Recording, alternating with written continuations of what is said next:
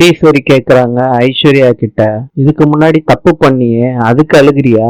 இல்லம்மா, என்ன இங்க தப்பா பேசிட்டாங்கம்மா. யாரு தப்பா பேசுனா? உன்னை இவ்வளவு சந்தோஷமா அம்மா பார்க்க வந்திருக்காங்க, நீ இங்க உட்கார வச்சு பேசிக்கிட்டு இருக்க. அம்மா, நீயும் அக்காவும் அக்கா ரூம்ல பேசுங்க, நான் குடிக்க ஏதாவது எடுத்துட்டு வரேன். தடுக்காத மகா, அம்மா கிட்ட இத சொல்லியே ஆகணும். என்ன நடத்த கெட்டவன்னு சொல்லிட்டாங்கம்மா. இந்த குழந்தைக்காண்டி நீ சந்தோஷப்படுறியோ அந்த குழந்தைய பத்தி தப்பா பேசுறாங்கம்மா. என் புருஷனுக்கு உண்மையா இல்லைன்னு பழி போடுறாங்கம்மா. கேரக்டரே கலங்கப்படுத்திட்டாங்கம்மா. ஐஸ்வர்யா, அழுகாத. யார் அப்படி சொன்னது? உன்னை பத்தி தப்பா பேசுனது யாருன்னு சொல்ல ஐஷு.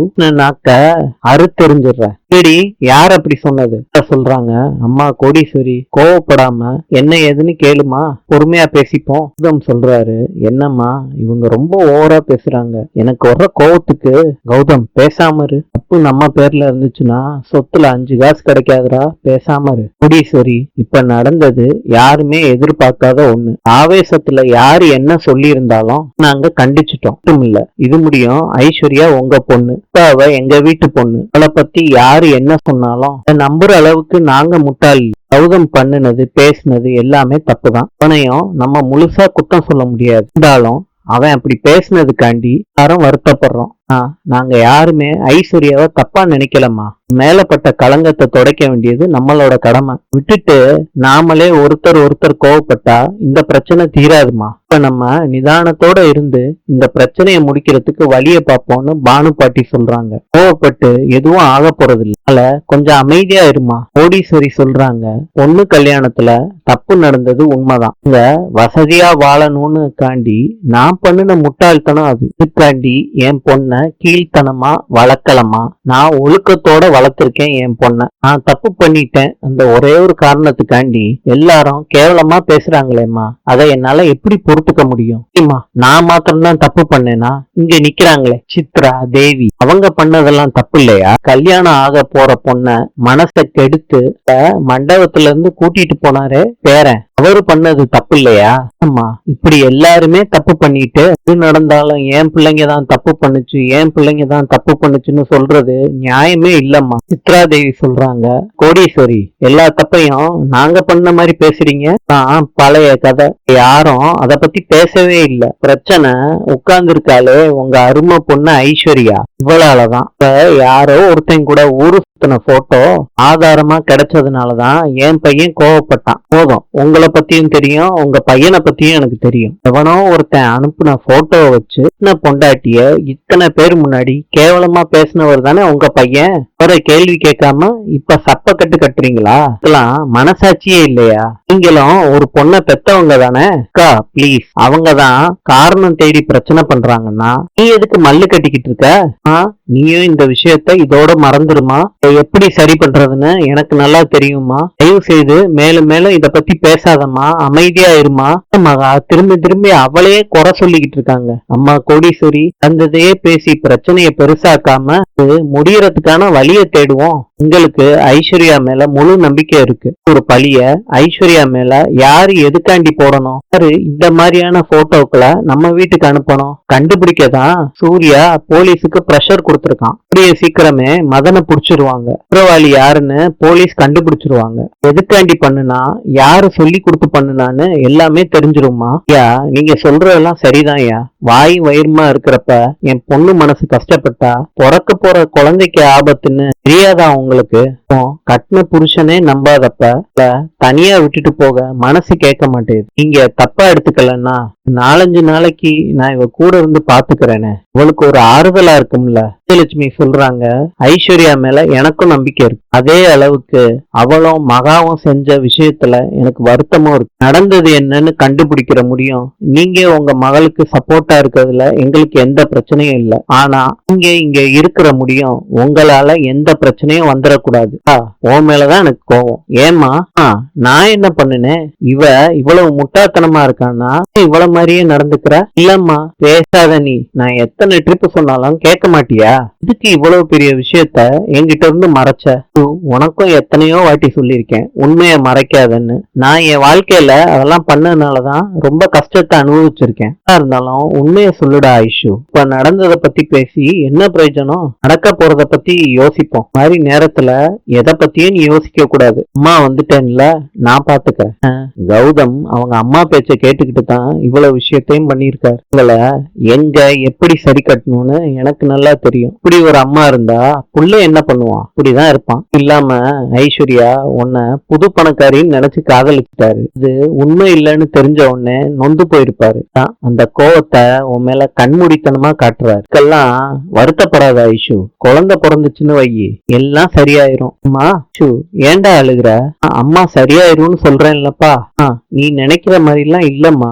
கௌதம் ஒன்னும் என்ன ஆசைப்பட்டு கல்யாணம் பண்ணல. பிரியாவை பழி வாங்கதான் வசதியான வாழ்க்கை எனக்கு கிடைக்கணும்னு ஏமாத்தி கல்யாணம் பண்ணிருக்காரு. இதுக்கு அவங்க அம்மாவும் உடந்த. இது எனக்கு இந்த வீட்டுக்கு வந்த சில நாள்லயே புரிஞ்சிருச்சுன்னா நான் கௌதம உண்மையாதாமா காதலிச்சேன். எல்லாமே ஒரு நாள் சரியாயிரும்னு காத்துக்கிட்டு இருந்தேன். இப்ப அவரு வேற ஒருத்தனோட சம்பந்தப்படுத்தி போலியான ஆதாரத்தை கட்டி வாழ்க்கையில இருந்தே விரட்டணும்னு நினைச்சாரோ நான் அவரை வெறுத்துட்டேம்மா.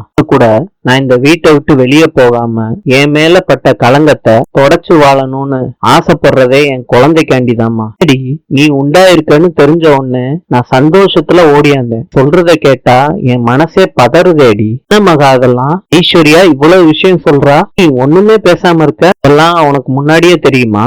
மகா ஏன் இத பத்தி என்கிட்ட முன்னாடியே சொல்லல? ஏற்கனவே இவ வகுப்புல குழந்தை இல்லைங்கிற விஷயம் தெரிஞ்சும் மறைச்சிட்ட. மதன் விஷயத்த என்கிட்ட முன்னாடியே சொல்லியிருந்தா இந்த உலகத்துல எந்த மூலையில இருந்தாலும் கொன்னுட்டு ஜெயிலுக்கு போயிருப்பேன். அதா ஏன் ஐஸ்வர்யா அம்மாங்கிற ஒருத்தி இருக்கிறதே மறந்துட்டீங்களா ரெண்டு பேரும்? அம்மா உன்கிட்ட சொல்லக்கூடாதுன்னு இல்லம்மா. ஏற்கனவே நீ குற்ற உணர்ச்சியோட இருக்க.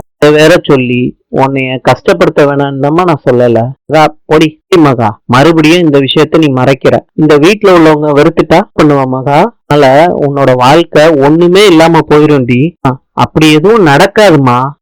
இத அத்தனையும் அவர்கிட்ட சொல்லிட்டேம்மா. இந்த விஷயத்த யாருக்கிட்டையும் சொல்லாம முடிக்கணும்னு சொன்னதே அவர் தான். நாங்க மதனை கண்டுபிடிக்கிறதுக்குள்ள வீட்டுல எல்லாருக்கும் தெரிஞ்சிருச்சு. முடியாது, நானும் அவரும் இந்த பிரச்சனைய கூடிய சீக்கிரத்துல சரி பண்ணிடுவோம்மா. அக்காவுக்கும் அவங்க குழந்தைக்கும் எந்தவித களங்கம் இல்லாம வீட்டுல சந்தோஷமா வாழ வைப்போம்மா. இவ வாழ்க்கையை காப்பாத்துறேன்னு சொல்லிட்டு உன் வாழ்க்கையை கெடுத்துக்கிறாங்க. ரொம்ப நல்ல மனுஷன். அவர் மாதிரி மாப்பிள்ள கிடைக்கிறதுக்கு நீ கொடுத்து வச்சிருக்கணும். இந்த விஷயத்துல அவரும் எல்லார்கிட்டையும் உண்மையை மறைச்சிருக்காரு. அதனால அவருக்கு ஏதாவது கெட்ட பேர் வந்துருச்சுன்னா ஒரு மனசுடைஞ்சு போயிட மாட்டாரா? வீட்டுல இருக்க எல்லாரும் இதுக்கு காரணம் நீ தான் நினைக்க மாட்டாங்களா? உனக்குதான் பிரச்சனையாகும் மகா. உங்ககிட்ட இருக்க உறவு கெட்டு போக கூடாது மகா. அப்படி ஏதாவது இருந்தா தானேமா கெட்டு போறதுக்கு. என்ன சொல்ற நீ? விடுமா, அத பத்தி பேசி ஒன்னும் ஆக போறது இல்ல. என்ன சொல்ற? உங்களுக்குள்ள எந்த பந்தமும் இல்லாமதான் வாழ்ந்துகிட்டு இருக்கீங்களா? மகா ஆமாமா, இதாம வாழ்ந்துகிட்டு இருக்கோம். அதை பொறுத்தளவுக்கு எதிரெதிர் சீட்ல உட்கார்ந்து வாழ்க்கையில டிராவல் பண்ணிக்கிட்டு இருக்கோம். இறங்க வேண்டிய இடம் வந்துச்சுன்னா கண்டிப்பா நாங்க ரெண்டு பேரும் இறங்கி போயிட வேண்டியதுதான். எப்படி சொல்ற? ஆமாமா, மேலும் இந்த விஷயத்த மறைக்கிறதுக்கு எனக்கு தெம்பு இல்ல. பொறுத்தளவுக்கு நான் இங்க இருக்க போறது இன்னும் கொஞ்ச நாள் தான்மா. ஒரு தாத்தா குணமான பிறகு என்னைய வீட்டுல இருந்து அனுப்பிடுவாங்கம்மா. இதுதான் எங்களுக்குள்ள இருக்க ஒப்பந்தமே. ஐயோ கடவுளே, பொண்ணுங்க ரெண்டு பேரும் பெரிய குடும்பத்துல சந்தோஷமா வாழ்ந்துகிட்டு இருக்காங்கன்னு நான் நினைச்சேன்னு. இப்படி வாழ்க்கைக்காண்டி போராடுறாங்கன்னு எனக்கு தெரியாம போயிடுச்சு.